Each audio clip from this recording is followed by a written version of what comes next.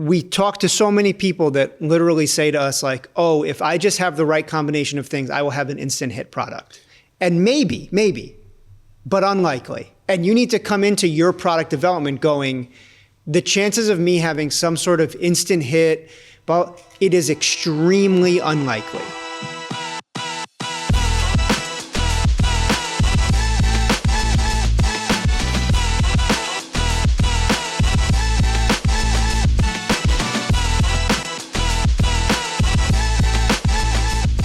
T's got one of his great instant traction classics for the No Followers podcast audience. But first, because I've been told not to hit the table, I'm going to use air hands so I can't look at T's screen. Don't look at my screen.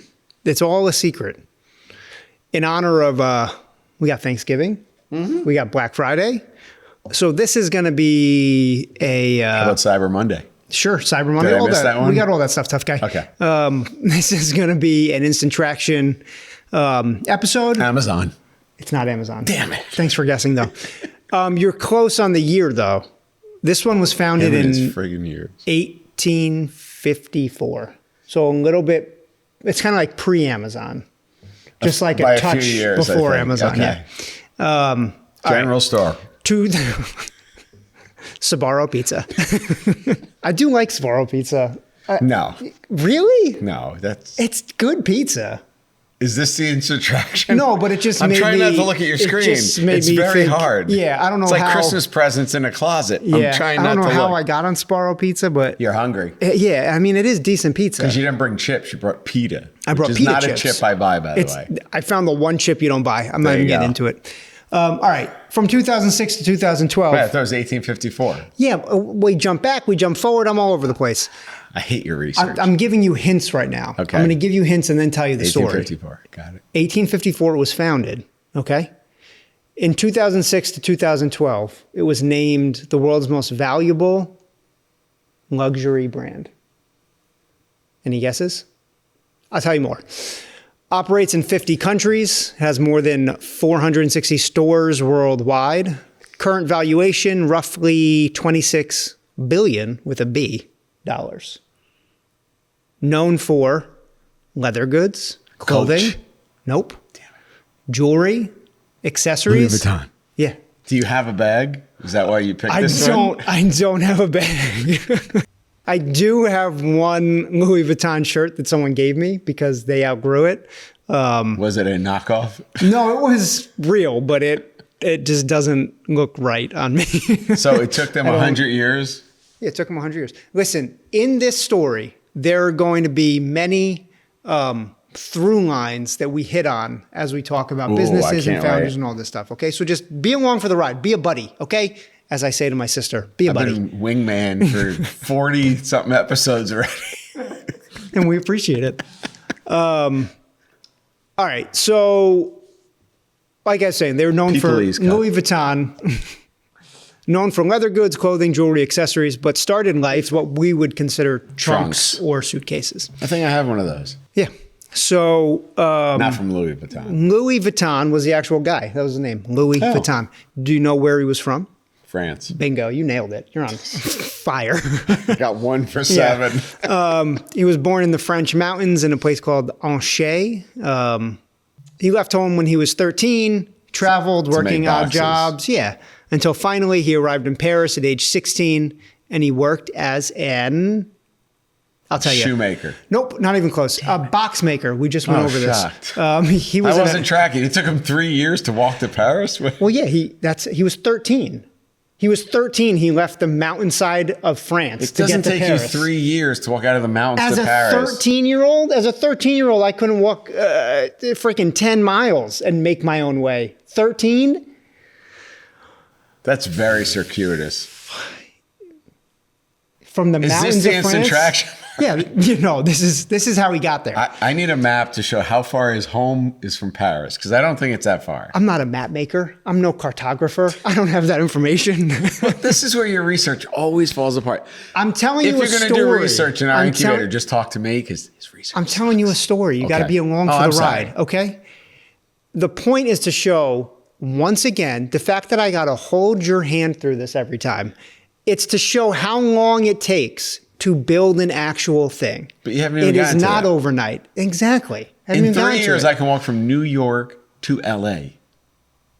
France isn't that big.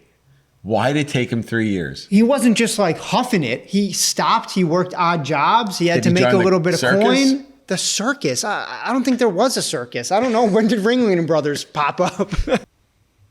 He wasn't training elephants. He was learning how to make a living, man. Did he stop for some wine? Yeah, he stopped for some wine. Cheese? So as I was saying, before I was rudely... Can I look at this? Before I was... No, Oh. you're just along for the ride. Before I was rudely interrupted. Worked as an apprentice to a box maker named Romain Maréchal. You are destroying that language. Je parle français. Oui. That's all I know. Pepe Le Pew. All right, so listen, let me give you a lay of the land. At the time... He needed lay of the land. It took him 3 years to get out of the mountains. Give me a break. Wait, hang on, I just got to take a break. You think that he was born in 1821, okay? You think that in the 1830s, Good math as a right there. 13-year-old, 1834 to be exact. Yes. you could have walked... Yes. You're out of your mind. They There's moved no whole way. armies faster No, than it's that. not about whether or not you could... He left home and then worked. He would go to this town and work an odd job. He didn't have MapQuest on his phone. He was figuring it. He was 13. And he was going here, let me work here, let me learn this. Let me go here, let me learn that. Hey, look up the City of Lights, Paris, in the distance. Just go to It's that not target. he's in the mount. Okay. We'll have a geography lesson next time. All right. I'm pulling up a map once I have service back. Listen, okay? So at the time when he learned how to be a box maker, each piece was specially made for a customer and luggage was carried. So hold on. When you're saying box maker, he's not making packing boxes, he's making luggage. I've said that 9 times. I'm just making sure that there wasn't an iteration of his learning. No, I said it was start with a called box making. I know, I said it was called, but I said, but we're talking about luggage and trunks. What did they call boxes? Just to make boxes out of wood. What do they call that? In 1834. That wasn't part of my research. I didn't do a research of what were all the different trades and occupations in 1834. I looked specifically at this dude, okay? He engaged in a craft called box making, where they made... What brought him to that? Walking through the countryside. I told you what brought him to that. You said you didn't want to know, and now here we are. I'm doing everything in my power not to hit the table. I get yelled at. Use air hands. I got a bunch of information to get through. I We're can't not wait to even get to through it. the first little bit. Okay, so he's making boxes at 13. He's making boxes. It's Well, now known, he's 16. Yes, now he's 16. 16. He's gotten to Paris. He's working with Romain. He's an apprentice to him. He's learning the craft. He's learning the trade. He's learning the industry of box making. At the time, as I was saying, luggage was specifically made for a customer. And do you know how luggage was transported? High-end customers, I would imagine. That is typically who could afford luggage and That's who what I'm traveled. saying, yes. Most other people didn't travel. They stayed where they were born. They I'm never adding left. some They color died to there. your story. I don't need the color commentary. I do. That's my job here, I guess. Do you know how they traveled back then, Mr. Know-It-All? Yeah, stagecoach. Stagecoach. Bingo. But it wasn't called a stagecoach because stagecoach is in America. Okay, horse-drawn carriages, okay? I think there's a French word for it. What is it there? Francie-Pants. This is very disrespectful to Francophiles, okay? Those are people I'm that not love talking France. to them. I'm talking to you. I'm a Francophile. You are not. You butchered that language. I took it for a lot of years. Listen, can we focus? Didn't all right? work. He developed a reputation as a skilled craftsman, started garnering attention, and in At what age? if you literally let me get the next 3 letters out of my mouth, I'll tell you. Okay. Okay. Sorry. In 1853, what age is that? 1821, 1853? 22. I'll tell you, 32. Oh, 32. Yeah. Okay. He was appointed the personal box maker of Eugenia, the wife of Napoleon III and the Empress of France. Okay. So why am I going through all this? Why tell this story? Because the point is that it took all that time to learn both the craft, the industry, and the trade to even just build his own reputation, right? So from 16 to 32. All right? 17 years. Yeah. Okay. Just help me with the math again. So at that time, 1853, he's still working he's still working for someone else. He started getting all this attention, and in 1854 he left and opened his own shop in Paris near. He left Eugenia? No, he was still her box maker. I was concerned for her. He left Romain Marchal. That was the guy he was working under as a box maker. But now he's got a little bit of zhuzh, a little bit of Did pull. he take the contract, or did he leave the contract with Romain? He takes his people with him. Oh. I assume. And he opens his own shop in Place Vendôme, which is where many fashion houses and jewelry firms were at the time, right? So, right, he learned the industry, he learned the craft, and he said, if I'm going to open my own place, it's going to be in this area because I'm surrounded by fashion and luxury. It's a strategic decision. And if it was social media, he'd have the Empress of France talking about him. Would he? Yes. Would he? Yes. Okay. Just like Paul and Tyson. Don't even. I will literally be depressed for the rest of the rest of the time. Oh, now I'm sad. Okay. But to your point, he advertised a specialty in packing fashions and fragile objects. So fragile clothing, fragile. Yeah. So that's what he specialized in, right? So he would say that was his unique value proposition. That was his UVP. It was knowing how to build luggage and suitcases for fragile objects and high fashion items, right? Okay. So 1858. How many years is that from 1854? 4. Bingo, you nailed it. 4 years after founding the company, after rolling with that unique value proposition the whole time, he introduced a rectangular shaped trunk, a suitcase. This was different. Did you say zoot-case? I said zoot-case. I think I had a mini stroke maybe. You're still thinking of the Tyson still dealing fight? with the Tyson situation. Speaking of mini strokes, so before he invented the rectangular shaped trunk. He was the first one to invent suitcase? No, all of these things were suitcases. You can call them a trunk. You can call it luggage. It's a suitcase. What are you not comprehending? The rectangle, what was the box size? I'm telling you, if you'd let me get to the next thing. Okay. As I was saying, before he invented the rectangular shaped trunk, trunks were dome shaped. To fit the hats. No, not even close. Okay? Everything's going to come together now. Watch. I can't wait. Watch me. Stay with me. Since transportation was mainly stagecoaches, carriages. Stagecoach. Horse-drawn carriage. Okay. We're in France. Since they would pack the trunks on them, they needed to be able to have rain and mud roll off of them, which is why they were dome-shaped.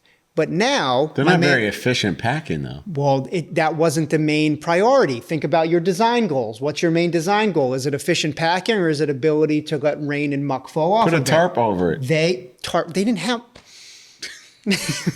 They did have tarps because... They had canvas covers. Thank you. Okay? Tarps. But they still needed... their design goal, we always talk to people about design goals, right? Yep. What's your priority? Their priority was having a dome shape to have it, right? His priority was, he looked at the landscape and he said, okay, transportation is changing. Stagecoaches, horse-drawn carriages are out. And now we're doing more train, ocean liner, less of a need for this weather roll-off situation. More of a need for stacking efficiency. So he rolled out rectangular suitcases, more packing efficiency, good to go. Were they still high-end, or could you buy them at a discount? Anyone that was moving, traveling, anything like that is going to be in the higher end. Your kind of average citizen wasn't traveling by boat. No, not by boat, but when locomotives came in, that kind of started democratizing travel. Yeah, at this time, he was having this kind of bespoke suitcase was a higher end item. Thank you. Air hand, so I don't look. The other thing he did was he replaced leather, which was the traditional covering for these suitcases, which was often a heavy fabric. It would get cracked. It required care and maintenance. He replaced it with a lightweight wood covered in a canvas called Trianon, which is something he invented. Does he have a patent on it? I don't know if it was patented, but he invented it. They designed it to be both waterproof and stain resistant, right? So the reason that I kind of went... some of that for my clothes. The reason I went through the whole backstory is that he's, we're talking 1858 now. So he's in his 30s. He's been in business for 4 or 5 years. He's looking at trends, he's listening to the market, and he's using that to inform his product design, right? He's not just going, I'm here, it's high end, and that's it. Right. He's actually innovating as he goes based on what he's hearing and based on what's happening in other industries, right? Transportation is changing. It's affecting how people travel, how they pack. Macroeconomics. Exactly. So would we accept him in the incubator? I'd love to work with him. Yeah. Me too. He's probably a little dusty, probably a little crusty at this point. So this was a turning point in his company for the sales and for his name. Demand soared, and he actually moved to a larger space northwest of Paris on the Seine River. That was for a logistical reason. Being on the river made it easier to both ship goods, but also receive materials. So everything is very strategic that he's doing. Did it take him 3 years to get there? The fact that a 13-year-old traveled from the French countryside with no known means of money or communication. How do you know? And you're like, I can't believe it took him 3 years. Maybe his parents gave him some money. No, he had a very tumultuous home life. Oh. His mother died. His dad remarried. You didn't share any of this. I didn't understand this. I didn't think you. I didn't know. I'm a big fan of his now. I didn't know you were going to get so hung up on the journey to get from the mountains of France to Paris. You know, we're always trying to accelerate. Just get to the point already. No, well, not you. I'm talking about his travels. So you might be like, okay, great. Everything's cool. Everything's good to go. No, not so much. No. So Louis, I call him Louis, Louis, his wife, and his son, Georges, they actually lived in a space above the workshop, right? So once again, this is like a very common entrepreneurial tale. You dedicate your entire life to what you're doing. Like your buddy. Yeah. Don't even get me started. So then in the 1870s, Franco-Prussian War, less in demand, people were traveling less. His workshop was also ransacked. After the war, he reopened in a new shop closer to the Louvre. So once again, bunch of setbacks. We're not going to get into it. It's not really the point of what we're talking about now. I like the setbacks. Well, the setbacks are important, but the kind of through line that stood out to me when I read a lot of this information about him was his ability to listen to the market, to look at, like you said, macroeconomic trends across industries, and figure out how to apply the skill set he learned while apprenticing. He didn't apprentice for 10 minutes and then decide to do it. Right. He was there for a long time. He learned his trade, and more importantly, learned his industry, and then applied all these things together. I like his understanding of the client habits. Yeah. Absolutely. That's what stood out to me. Okay. In your fascinating story. Well, hang on to the edge of your seat, my friend. There's more. They continued with new, I'm going to run through this quickly, but they continued with new canvases. Yeah. Including a lot of the patterned canvas that we know Louis Vuitton for now. So they call it the Damier design, D-A-M-I-E-R, which is the checkerboard, either red and white or beige and brown pattern. And that was in 1883 that they came out with that. So that was 34 years after the company was founded. They came out with kind of their signature style that they're still pretty much known for today. So again, it was not overnight. It was not instant. They started stamping the Louis Vuitton brand to mitigate imitations that started cropping up. His son, Georges, started working in the company. 1885, they opened a shop in London. That was the first time they kind of branched out from France. 1886, he and his son developed a tumbler lock that was patented and was put on their luggage and suitcases. To stop theft? Yeah. Nice. And so they developed the lock for that. Once again, listening to the market, trends, things that are happening, came up with a solution, figured out how to commercialize it. 1892, Louis died. His son took over. 1893, a year after his death, they introduced the brand to the American market at the World's Columbian Exposition in Chicago. So 1854, it was founded. 1893, it was introduced to the rest of the world. So again, not overnight. Then 85, it came to London. So yes. They crossed border. Yep. Victorian era. 1896, they created the LV monogram that they're very famous for now. So once again, 1854 founded, 1896 is when their monogram really kind of became a thing. And then, 20th century, his grandson, Gaston Louis, that's when they expanded offerings to include luxury leather goods and kind of beyond the packaging and the suitcases, packing in the suitcases. When did they brand extend to shoes? I don't know specifically. I gotta know. But I know it was in the 20th century. It was in the kind of newer Louis Vuitton I like the years. grandson's name. Gaston. That's Remind a you of good Beauty name. and the Beast. Yeah, it does, actually. Little known fact, he used antlers in all of his things. That's not true. That's from Beauty and the Beast. Never mind. Okay, that was lost. Swing and a miss, as they say.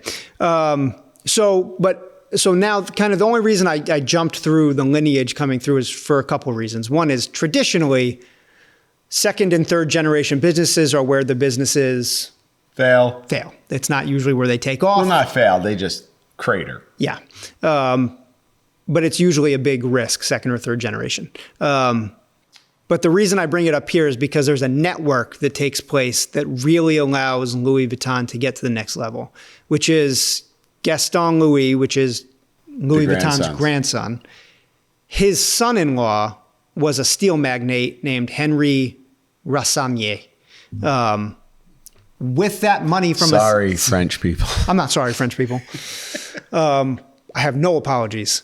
With the network and the financial ability of a steel magnate, they were able to grow it into a global brand with stores all around the world. When did they become public? Are they public? I don't know if they're public. 1987 is when they merged with Moet-Hennessey. Oh, yeah. I know them. And then why don't you do that as instant traction? We can do that next. We can cheer it. Well, now I know who it is now. Well, 1990, Rassamier, who helped grow the company into this kind of global brand, and who also really kind of orchestrated the merger to make it LVMH, which was Louis Vuitton, Moet-Hennessey.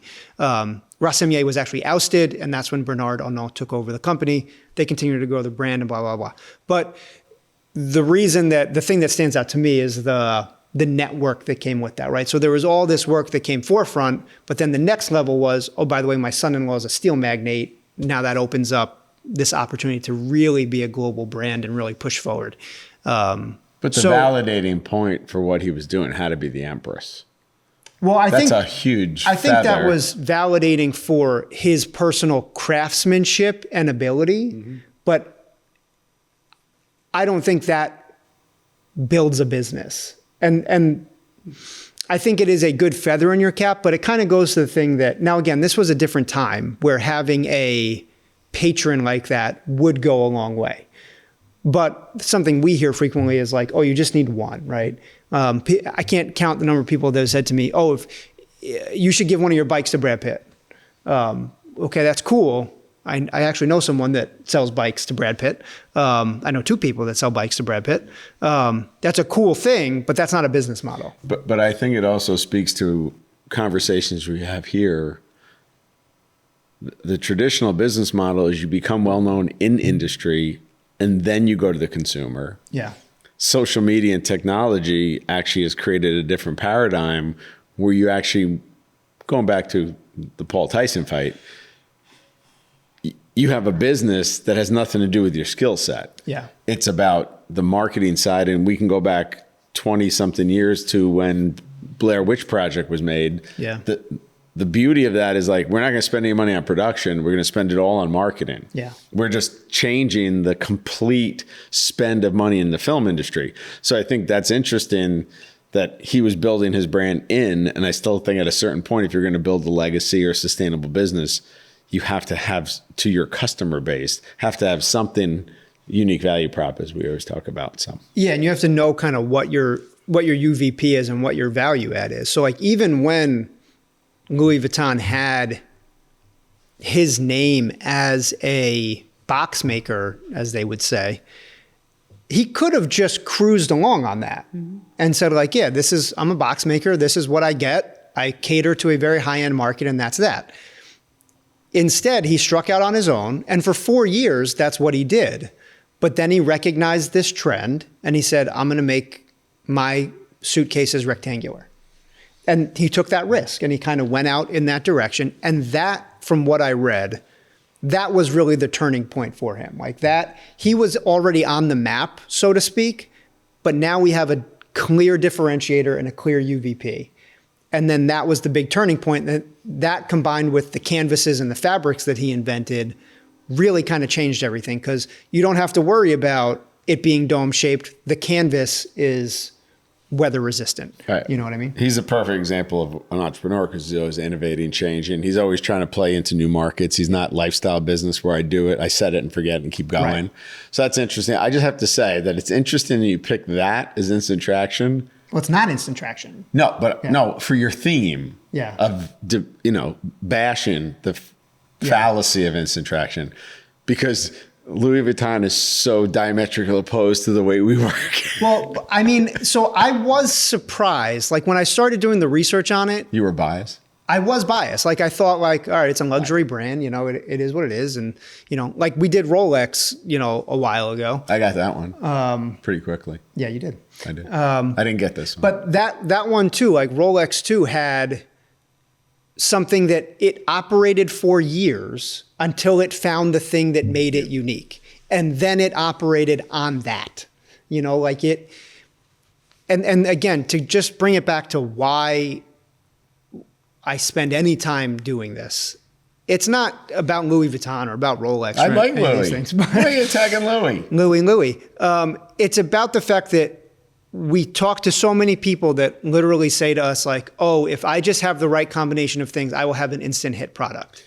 And maybe, but unlikely. And you need to come into your product development going, the chances of me having some sort of instant hit, but it is extremely unlikely.